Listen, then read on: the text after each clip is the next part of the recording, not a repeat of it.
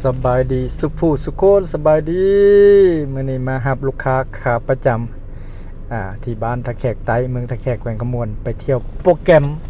ทะแขกสวรรณเขตทาดโพนทาดอีหังวันที่30เด้อพี่น้องตรงกับวันเปิดงานของงานนมัสการพระธาตุอีหังอยู่ที่สวรรณเขตเนาะลูกค้าจองรถเนาะสำหรับไปเที่ยวพระธาตุอีหังเนาะแต่ว่าในนั้นก็มีแซมโปรแกรมเนาะมีเที่ยวขอพรพระธาตุโพนเนาะเลาะในเมืองสวรรค์แน่แล้วก็ไปพระธาตุอีหังแล้วก็ทำเจียนี่ลูกค้าทั้งหมดมีแต่สายบุญสายทานเด้ออันนี้โปรแกรมทั้งหมดนี่ก็คนละ600 บาทเท่านั้นหรือว่าจะเป็นการเหมารถเนาะ 6,000 บาทเนาะต่อคันหนึ่งเนาะการเดินทางเขาจะเดินทางเส้นเข้มของเนาะผ่านพระธาตุสีโคตตะบองบ้านด้านเนาะอันนี้ขัวบ้านด้านบ้านด้านข้ามไปนี่ก็เขตสวรรค์เขตรถแล้วพี่น้องบ้านด้านพี่น้องขัวเก่าขัวแก่เด้องามขนาดบรรยากาศของขัวนี่ก็มาเอากลับไปเรื่อยๆเนาะพี่น้องเดินทางกับลูกค้าขาประจำเนาะเพิ่นก็ฮู้ว่าเบียกเต็มเบียกหลายเนาะเพิ่นก็จองก้อนล่วงหน้า15-16 วันพู้นเด้อตอนนี้ก็เข้าพื้นที่ของสวรรค์แล้วเนาะมากะผ่านมาทางเข้มของก็ออกมานาซายเวเซโนเซเว่น11เนาะพี่น้องปั๊มปตทอยู่เซโนเนาะมาเวเข้าห้องนอกห้องน้ำเติมพลังกาแฟเนาะซื้อเครื่องซื้อของก่อนเดินทางไปทัดโพนตอนนี้ก็มาฮอดแล้วเขตทัดโพนพี่น้องทัดโพนสวรรณเขตเนาะมาขอพรสักการะบูชาเนาะเขตทัดโพนเพิ่นแล้วจึงไปต่อเนาะอันนี้เครื่องน้ำตาลต้นตาลอันนี้เครื่องสักการะบูชาเนาะกันมักเบงขันห้าเนาะเข้าไปบูชาถูกเทียนดอกไม้อันนี้บรรยากาศภายในของพระธาตุโพนเนาะเพิ่นก็เตรียมพรเตรียมหยังเด้อในงานนมัสการพระธาตุโพนพระธาตุอีหังอันนี้เพิ่นพรนมัสการพระธาตุอีหังเนาะนี่บรรยากาศของพระธาตุอีหังเนาะห่างจากตัวเมืองสวรรค์ประมาณ50 กิโลเนาะพี่น้องพระธาตุอีหังเนาะพระธาตุคูบ้านคูเมืองของสวรรค์เขตพี่น้องตัวนี้ก็มีนางลำเนาะมาลำถวายเนาะอยู่พระธาตุโพนเนาะบรรยากาศดีขนาดพี่น้องอากาศก็เย็นๆเนาะเบิ่งมีแสงแดดนั่นนี่แต่ว่าลมหนาวมาแล้วเด้อปลายฝนต้นหนาวเด้อวันที่30เนาะเดือน11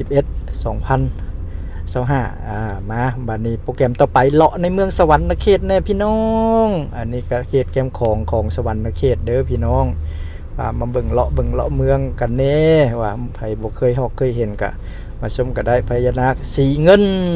เขตแคมป์ของใกล้ๆวัดไสยภูมิต่อไปเฮาก็ไปเขตแถว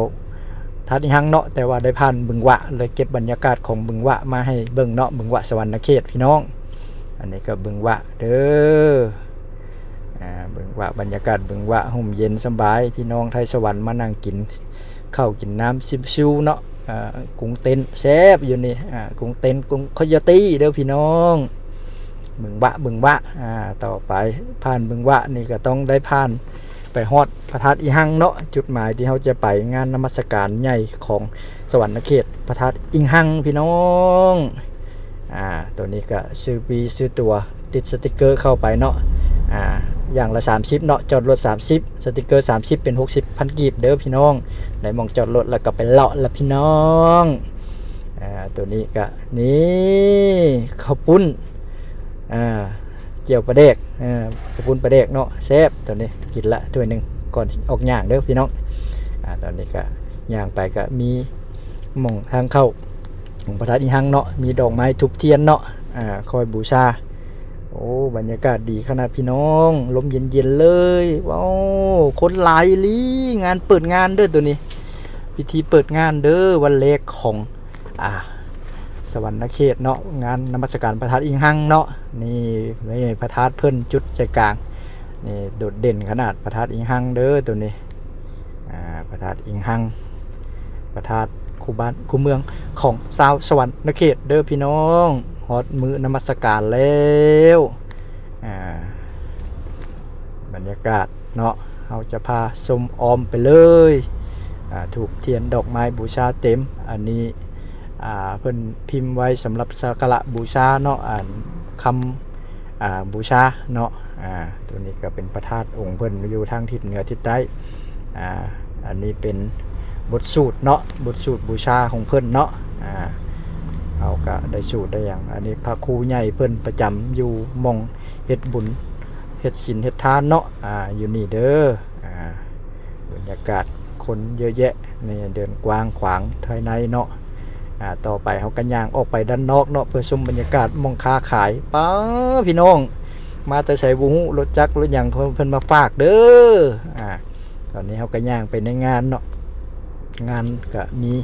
บูธต่างๆแล้วนี่ขายปลาเผานี่ข้าวกำข้าวดำอันนี้งานต่างๆยังมีการค้าขายเครื่องขายของเต็มเลยพี่น้องมาซื้ออุดหนุนกันได้เด้อนี่มีการถ่ายรูปกับดารา TikTok อีกอันนี้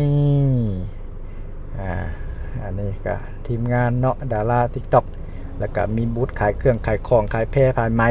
ขายเสื้อผ้าเนาะขายเครื่องขายของเต็มเลยเอากันย่างเลาะพอที่เลาะได้เนาะตอนนี้ก็ขาลากขาแลบแล้วเด้อพี่น้องเมื่อย ย่างเติมหนึ่งได้พี่น้องเอ้ยเพื่อจะเก็บภาพให้พี่น้องนี่ได้มีแสงแดดแน่ตัวจุดสำคัญนี่อันนี้ตัวนี้ก็คือข้างหน้านี่แม่นการเปิดงานของคณะกรรมการแล้วก็ผู้จัดงานเพิ่นเนาะประธานเพิ่นเนาะช่วงนี้เอากลับมาเลาะแถวบูธขายเครื่องเนาะตัวนี้ก็มีการค้าการขายเสื้อผ้าเครื่องของเครื่องใช้นี่มีงานลำอีกได้เพิ่นลำกับคณะผู้เป็นประธานเนาะแล้วก็คณะกรรมการเพิ่นทั้งหมดเนาะเพื่อ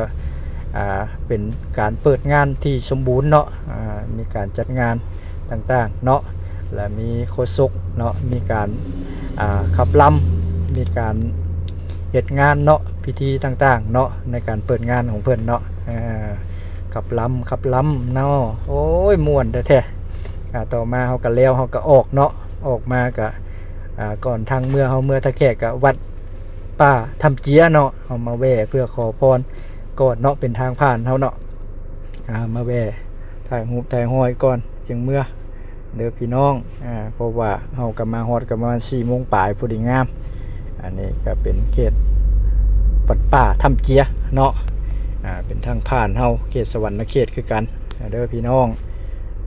ตัวนี้เพื่อนก็มาบุญขอพรได้เด้อพี่น้องก่อนกลับท่าแขกเนาะตัวนี้พอดีบรรยากาศแรงๆก็มีคู่คนมาสักการะบูชาหลายเด้อตอนนี้ก็ฮอตเฮือนฮอตซานแล้วพี่น้องบ๊ายบายสุภูสุคนแล้วพบกันใหม่เด้อเพิ่นว่าเพิ่นสิไปลาวไตต่อเด้อว่ะเดี๋ยวเก็บเงินก่อนเพิ่นว่าเงินวันนี้หมดแล้วบ๊ายบายเด้อขอให้ทุกคนอยู่ดีมีแฮงร่ำรวยเด้อฮอตเฮือนฮอตซานแล้วพี่น้องส่งลูกค้าเตรียมพร้อมไปต่อพรุ่งนี้เขาใหญ่